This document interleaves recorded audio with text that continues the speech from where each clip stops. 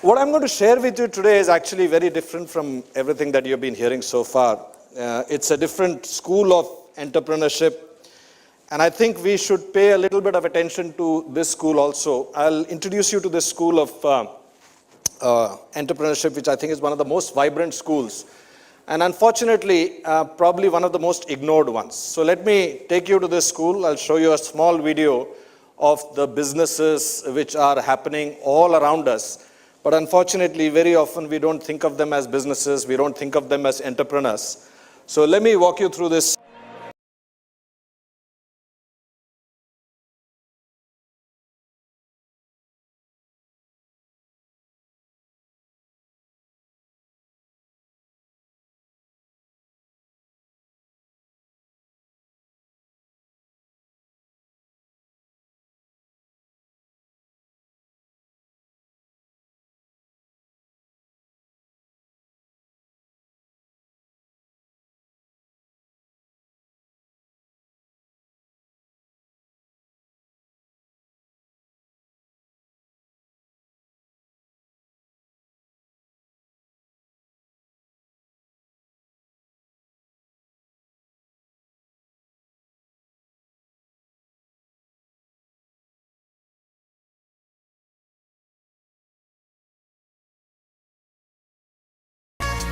What you just saw in this 30-second clipping is probably one of the biggest business environments in the world.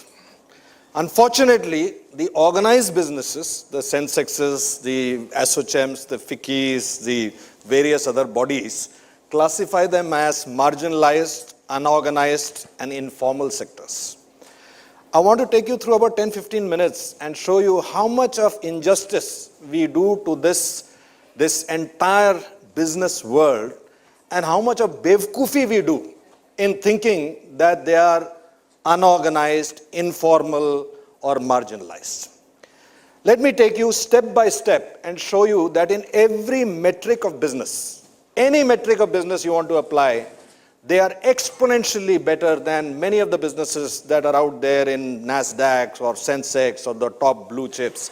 Let me walk you through each one of those metrics. And I first begin with the pure necessity and what this business delivers to India. 50% of India's GDP comes from the unorganized sector. The unorganized sector provides employment to more than 90% of our workforce. And most importantly, in every metric, they beat the organized, so-called organized sector hands down. And let me show you one metric at a time. We begin with the return of investment per square feet. If you actually calculate any payment business that you see and compare it with the return of investment that comes from these big malls, these shopping complexes and all that, you will realize that at the payment, the return of investment, even after paying the fees to the municipal corporation or whatever, their return of investment is exponentially higher. You must have seen these bookstalls in Bombay whenever you have been going around, and you must have also seen some vendors who transport these books by hand. You would have seen that. Now, many of you who have studied marketing and sales know that in the marketing jargon, fight for shelf space to put your product in especially in the FMCG business, to take shelf space, how much of design and strategy is done and how fiercely that space is fought. I want you to equate that with this old man who has to design his product mix because he is carrying that 3 to 4 kilos of weight from morning till evening. And when you carry 2 or 3 kilos for more than 2 to 3 hours, it doesn't feel like 2 to 3 kilos. So as I was telling Savi here in the afternoon, that when your book reaches this stack, then it's a bestseller.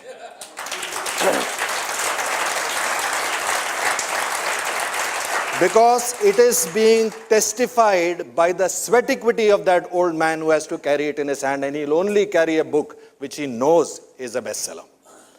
The second metric is equitable distribution of profits. When you have a plate of idli in a street where you pay 12 rupees or 15 rupees for it, the owner, the vendor, gets to keep only 2 to 3 rupees. The remaining 15 rupees or remaining 12 rupees goes to the entire supply chain. The people who wash the utensils, the people who grind it, the auto rickshaw guy who brings it, all of them get an equitable distribution. But when you have the same plate of idli in a 5-star hotel where you pay 400 rupees for it, bulk of the money is kept by the establishment and only a small percentage of that money is given to the entire supply chain. The third is the degree of empowerment of decision making. This boy sells these roses for 10 rupees. His cost, his kharidi, is 7 rupees, which means 30% profit per rose. And he can give you a 50% discount if he likes your face. To get a 5% discount from a large conglomerate, and there are many large conglomerates here, and you will testify it, sir. To get that 5% discount, that marketing head will have to take the decision all the way to the board, and by the time the decision comes, the opportunity would have been gone.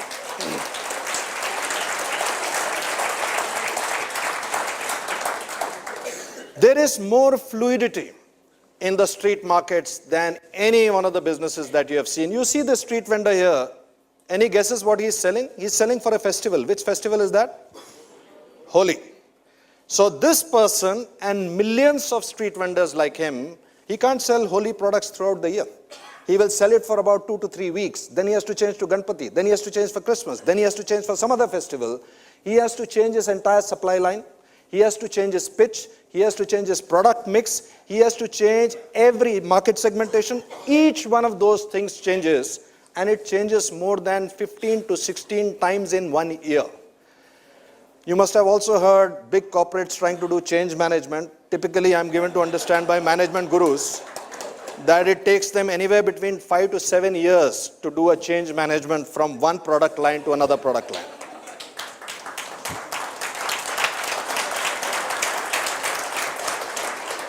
There is more entrepreneurship per square feet in the unorganized market. What you're seeing over here, which looks like a big mess. Do you remember when you are traveling in Bombay especially, and I'm sure in Nasik also, suddenly you will see in the streets, in every street corner, a new product will come. It may be a car cleaning pichkari, it may be a head massager, it may be a toy, it will be Christmas hats before Christmas, it will be that the national flag which will come out in the next 2 or 3 weeks, just before 26 Jan. Can you visualize the amount of planning, infrastructure, supply chain, bringing that equipment, the planning of when that particular product will be released, and it will be released simultaneously. Unsold stock has to be taken back, cash flow has to be managed. All of this is, and certain slots are reserved. So before Christmas, you can't launch anything else. Before the 15th August and 26th January, you can't launch anything else. Those slots are fixed for those products. And all of this is happening without SAP, ERP, Microsoft Outlook, regulatory bodies, planning divisions, committees. None of that. And we call them unorganized sector. We call the government organized. We have to understand that how much of disservice we do to this entire industry by not even looking at them from the metrics that they deliver literally on a daily basis. From the time your day starts in the morning, the newspaper coming, flower coming into your house, coconut water, each and every one of those things is being managed seamlessly, and you do not have a single point of failure on a daily basis. Tell me how many of you have missed a newspaper in the morning or missed the flower in the morning, and compare that with tier 1 companies where your call drops, your signal drops. All of this is being done by people who don't have MBAs, haven't been to Harvard, haven't been to none of that places. This market is an equal opportunity market. Let me show you the next slide where I'll demonstrate this to you. Whether you're old, young, illiterate, disabled, transvestite, male, female, that's the place where you get employment. I would challenge people who work in corporates to raise their hands and say, we employ more than 5 transvestites. Anybody sitting over here. All these marginalized people, the only place where they can go to earn a living is the unorganized market. If you want to see the synergy which happens, look at the guy in the middle. In the morning, he sells these snacks in front of Shivaji Park, catering to the joggers and walkers who go. In the evening, he sells the same snacks with a little bit of mixed change in front of liquor shops for a completely different demographic.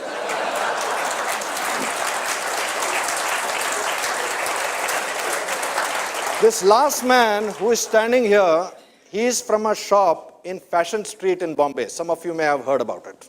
Yeah? Many of you may have seen it also. Do you realize that there are more than 300 shops in Fashion Street who sell exactly the same product at the same price with no competitive differentiation between each other except the relationship he has with that customer who comes to him. And remember one thing, 90% of the customers who come to Fashion Street will come there only once, because most of them are people who are coming from out of town. They will do their shopping and go. So he can't even have the same customer coming again and again. In that 2 minutes time, he has to take out that product which will fit the person. He or she, mostly she, will give it one trial. And in that one trial, if it doesn't fit, she'll move to the next shop. He has to manage that customer in that 180 seconds and deliver the product. Otherwise, he starves. There is more management lessons per square feet in the streets. And I'll tell you a very interesting story which illustrates this beautifully. I mean, there are millions of stories, but this is very close to my heart. And I'll tell you the reason why. So some years ago, I was working with the Mahindra Group, and I had gone to Pragati Maidan in Delhi. Many of you may know Pragati Maidan, where a lot of exhibitions are held, and I was invited to give a talk there very similar to this one. So I had gone there with a friend of mine who was a CEO of another company. That company was called Office Smart India. And since this CEO had come to Delhi, he was using that opportunity to brief his team. And we were standing outside Pragati Maidan. We still had time for our session, so we were standing out there, and he was briefing his team. There were about 8-9 people whom he was talking to, reviewing the performance and all of that. And since it was none of my business, I was standing a little to the side. Suddenly, I noticed a small street kid, a street urchin, a beggar basically, who came up to my friend and stood in front of him and started appealing to him. So my friend was very busy, so he was irritated by this chap. He tried to shoo him away 2-3 times, but the kid didn't go away. He would go back a couple of steps and then again come back. So finally, my friend got so irritated that he started looking in his pocket for some change. And of course, that was a cue for this entire team to find change. They immediately took out change and put out their hands. 3-4 of those, everyone tries to be a Keen Kumar in front of the CEO. Keen Kumaris also. So the CEO picked out one coin from that and gave it to the kid, and that happened to be a 5 rupee coin. In those days, 5 rupee coin was a big deal, and for that kid, it was a very big deal. So he looked at the coin, he put it in his hand, and he ran, and a couple of other kids tried to snatch it away from him, but he prevented them. And then he went to a corner, and I was noticing that in the corner, he was sitting with another kid who was most likely his younger brother. And he told that kid, he edged him and told him, you go to these people and you will get. Now, I want to share 4 management lessons with you here. The first lesson is persistent pace. This kid knew that even if he was shooed away, he had to stand over there until he got the money. The second very important lesson he knew, intuitively he knew, talk to the decision maker.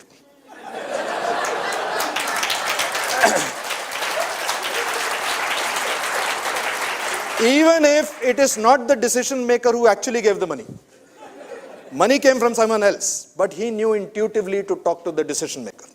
Once he got the deal, he did not talk about it, he did not announce it in the market, he did not say, party chahiye mere ko Goa mein, none of that stuff. He went back to that corner, and what better example of customer relationship management do you want, where he tells his younger brother, there is more money to be taken from them, go back and take it. It takes us in corporates roughly about 3 to 4 years to teach this to management graduate trainees whom we get. Because they will go to some fancy title, vice president photocopier, uske paas chala jayega. That guy will tell him, we don't have a budget right now, come back next year. He'll come back and report, sir, no budget this year, but next year he's called us. The same management lessons which these kids have to learn, and they have to learn it. You know why? Because if they don't learn it, they'll sleep hungry that night. That's the luxury that our education gives us, which they don't have. They have no margin there is no margin that this quarter we have lost some, market share, we'll make it up in the next quarter. It doesn't work in their world. If this day they didn't make a deal, they will go to bed hungry that night. And I think they teach us a very, very important lesson, and I want you to pay very particular attention to this one slide. This gentleman, his name is Sandeep Kotare, and he sits, he puts up his stall. How many of you have been to Worli Seaface in Bombay? So if you go in the morning, some of you may have been going in the evening also. Evening is a different set of activity. In the morning, when you go, you will find a lot of people running and jogging and walking around. This person sits right at the corner where the Worli ceiling, the ceiling turns left. And he sells wheatgrass juice. Now, if you ask him for a cup of wheatgrass, he'll grind it, he'll give it to you. He charges 20 rupees for it. And if you ask, you notice there is another stainless steel, sort of patila next to it. If you ask him what is in it, he will say neem ka juice. If you ask him what is it for, he'll tell you it purifies the blood, cleans your blood, and all of those stories he'll give you. And if you ask him for a cup, he'll give you a cup. You ask for another one, he'll give you that. Then if you ask him how much does this cost, he says this is free. Then I asked him, why do you give this free? He says, wo wheatgrass mujhe khareedna padta hai, I have to buy that. Neem ka patta to main tod ke deta hu. And for me, there is no cost to it. So I give this free. He is a CEO who does 50% CSR.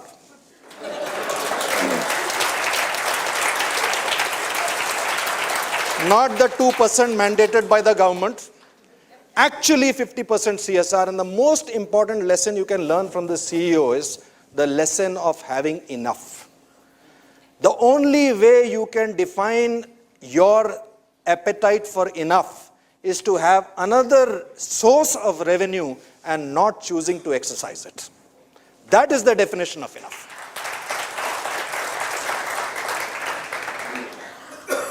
Now you might be wondering, as a former soldier and somebody who's been in the security field and supposedly looking at security at a national level and more now at a corporate level, why am I telling you these stories? I'll tell you why I'm telling you these stories.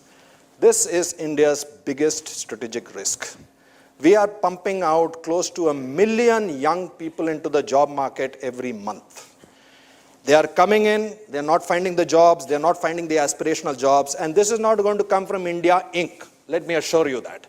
India Inc. is actually cutting jobs. They are growing, but with all these terms that you spoke about, artificial intelligence, robotics, automation, they are reducing jobs. They may be growing your Sensex, but jobs are not being created. The only avenue for job creation now, in the scale that is required, is India Inc. It is only they who can provide these jobs. And if we don't create that, if we don't pay attention to them in a formalized way, this youth dividend that we talk about will start becoming a youth nightmare, as indeed in many, many areas you are seeing these starting signs of that happening.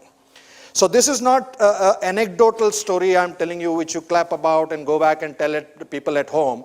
This is an existential reality for India, for a population which is young, a population that is aspirational. And by aspirational, let me tell you, today you know that your driver's son doesn't want to be a driver of a bigger car. He wants to own a car, and rightfully so. Now, if we do not create those job opportunities for them, we can't keep building these ghettos. We can't build these gated colonies with fences and smart cities and hope to keep the other side out. I think it's high time that we don't just start looking at building cities that are smart. I think we have to start building cities that have heart. It's a very big difference. Frankly, I believe India doesn't need unicorns. We don't need 2 or 3, 5,000 crore companies. What we need is 5,000, 2 or 3 crore companies. That's a complete difference in the way of thinking. And how can we make this difference? How can we, sitting over here, make this difference? We can do that by creating a VC fund. Now, what do I mean by that VC fund? This is a different kind of a VC fund. It is VC. When I see that I can make a difference, I start making a difference there. Difference doesn't have to be just with money.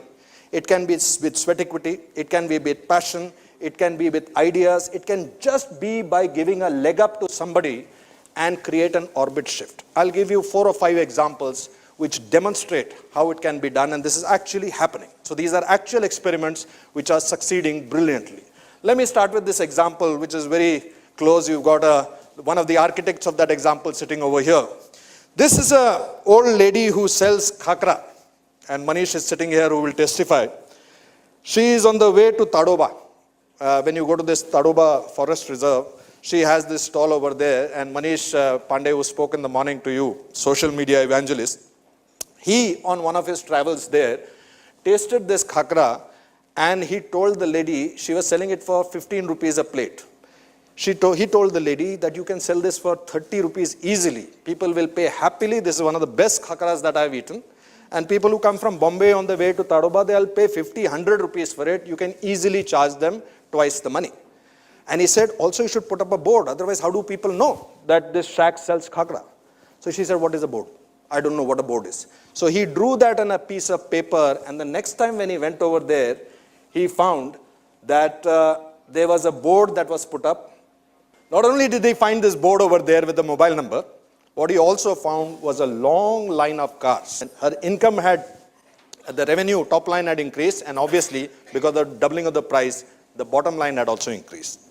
There's a very interesting anecdote to it. And that anecdote is, he also suggested to her, कि खाकरे के साथ आप चाय क्यों भी नहीं बेचते? Why don't you sell tea also? And then that old woman pointed to a tea stall next door and said, फिर वो क्या करेगा? What will he sell? It is not that predatory, let me take this also, let me occupy brand extension laterally, horizontal. They know that to coexist, you need to fill everybody's plate. You don't need to pile everyone's food on your plate.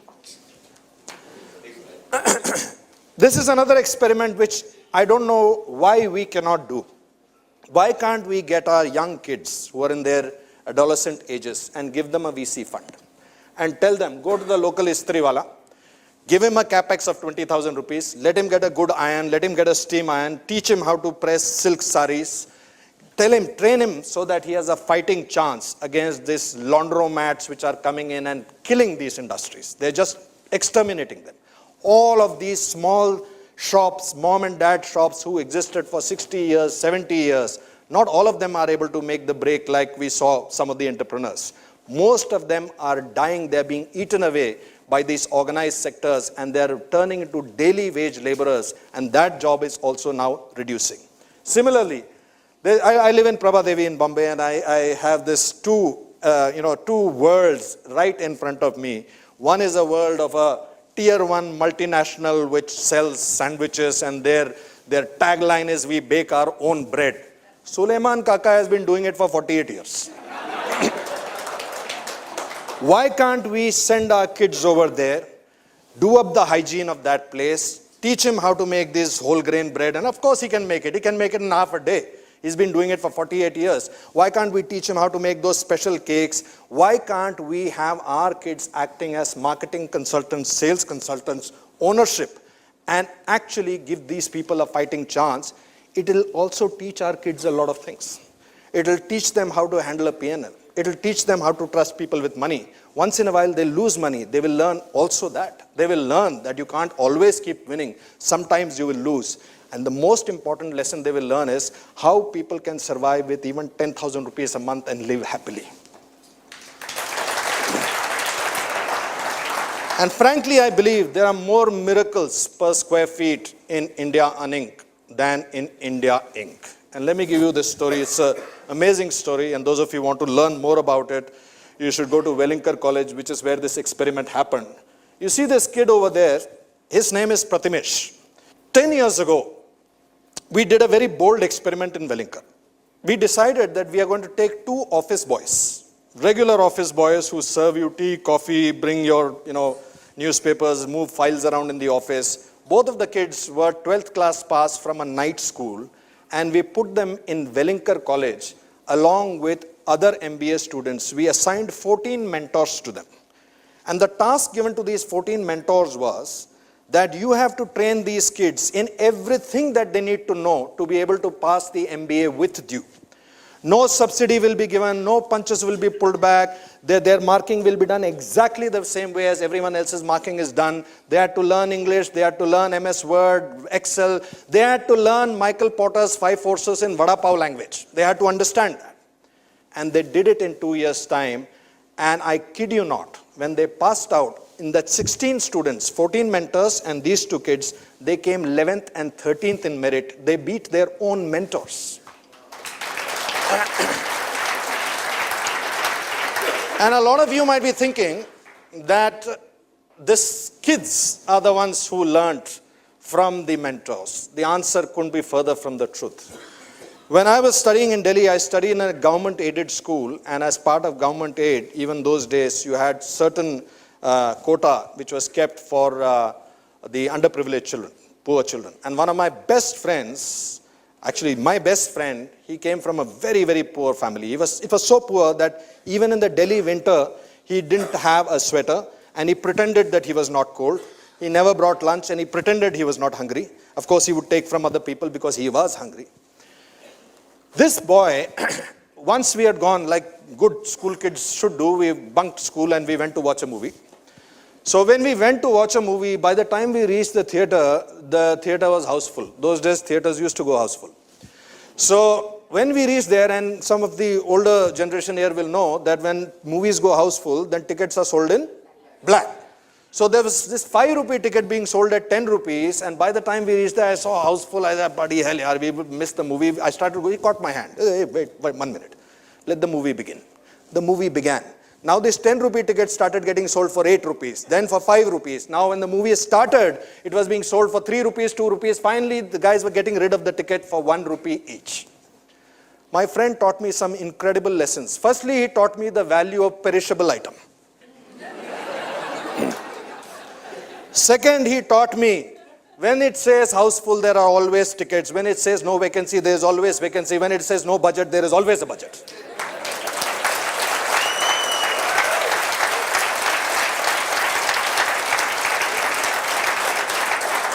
So, these two office boys taught the remaining MBA graduates, they taught them a very, very valuable lesson. So suppose these remaining MBA graduates wanted to meet, those days Mr. Anand Mahindra, they would get a calendar date maybe 2 years in advance. But these boys knew that if you talk to the secretary of Anand Mahindra and convince her, if you need 5 minutes with Anand Mahindra, he also has to travel from ground floor to the 19th floor. She can put you in the lift with him. If you need 5 minutes, 10 minutes of FaceTime with him, she can organize that. If you need 45 minutes with him, then Mr. Anand Mahindra also has to travel from his house to the airport. It takes him 45 minutes. If she puts you in the car with him, you will get that 45 minutes. You need to be nice to the secretary. And that's a lesson that these kids learned, because in the corporate world, nobody teaches them that. Nobody. They'll send a nice mail to Mr. Mahindra and they'll get a date in 2022. And they'll be happy with that. There is a reason why I'm telling you this story. The reason I'm telling you this story is, if you go to the US or UK, any one of these developed countries, and you go to a McDonald's, the person serving you behind the McDonald's could be doing her PhD. In India, a person who is behind that tray, serving you tea, coffee, or whatever, will continue to be behind that tray. The tray size may keep increasing. They may go from the tray to a 5-star hotel, but they'll be on the tray. The biggest leap, most difficult leap in India is from that side of the tray to this side of the tray. And that leap was made by these two kids. The kids who used to serve coffee to Mr. Anand Mahindra had coffee with Anand Mahindra. And that is the greatest achievement.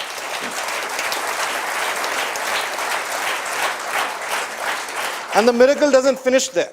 Because when these two kids came up for their passing out, they were selected from the campus by ICICI Bank.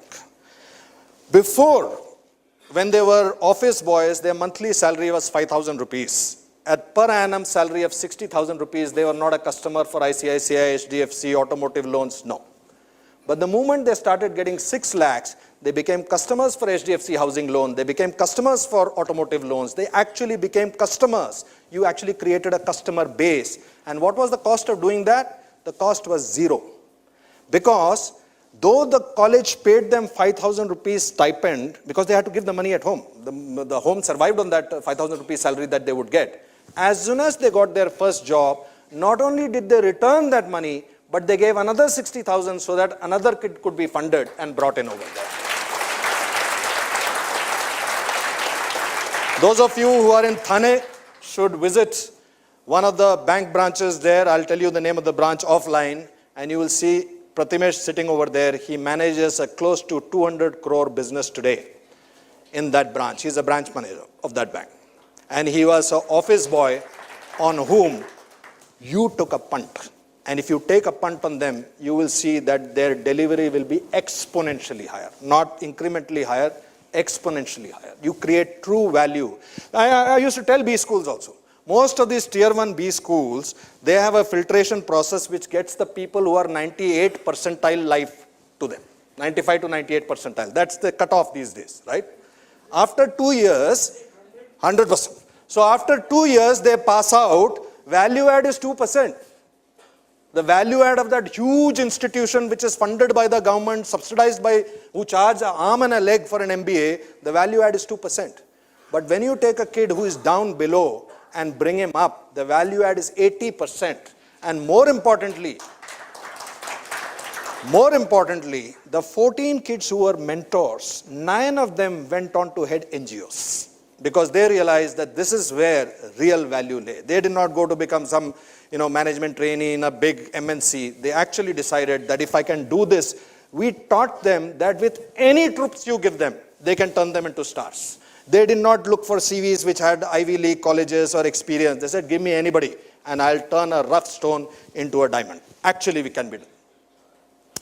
So we have choices. We have choices. There are many young kids here and we all have young kids and we have choices of telling them to go and join the MNCs, these famous brands. And they'll go there and I'm sure as management trainees, they will work there, they'll get a good salary or whatever. But what is their contribution in that entire ecosystem?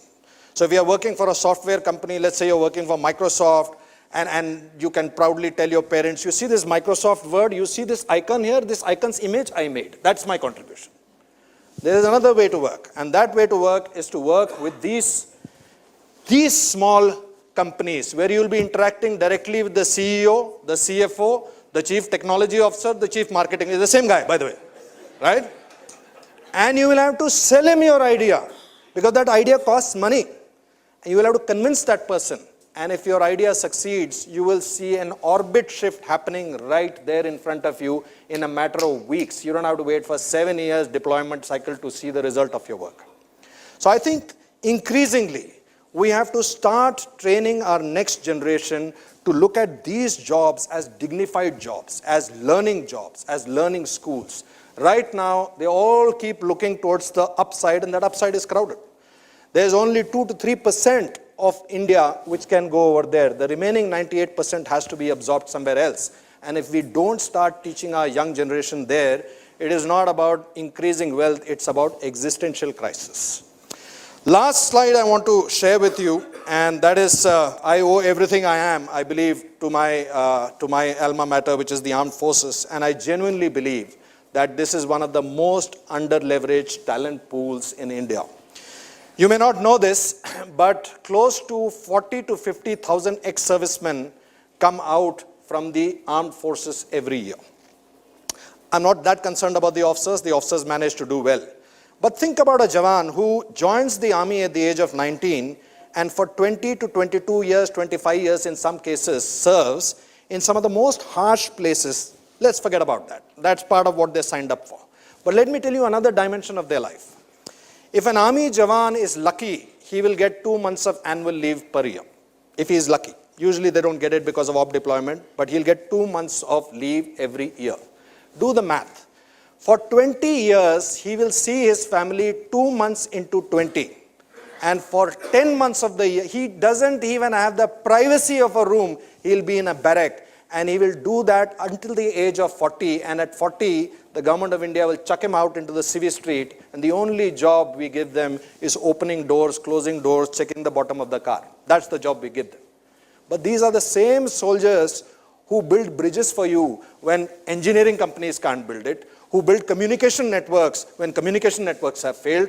They are the ones who reach out there and in every disaster, in every place, they operate foreign equipment. I was part of a mechanized infantry battalion and our entire equipment was in Russian. Labels were in Russian, the manuals were in Russian, and 10th class pass Jawans can operate 3rd generation missiles. They can fire 3rd generation missiles and our country,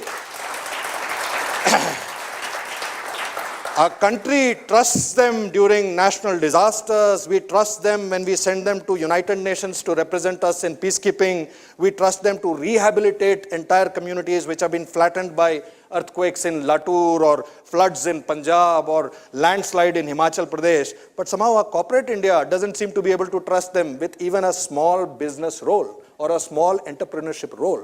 I think it's one of the most stupid things that we do, that we take this extremely highly trained, and by the way, you have to remember that our defense budget, if you calculate the entire, the training, the manpower, all of that is an academy for which you pay. It comes from your taxpayer money. And these alumni of the academy, you are under-leveraging them by just making them guards out there. We need to exploit their capability and leverage them as well. Thank you very much. Thank you very much. Thank you.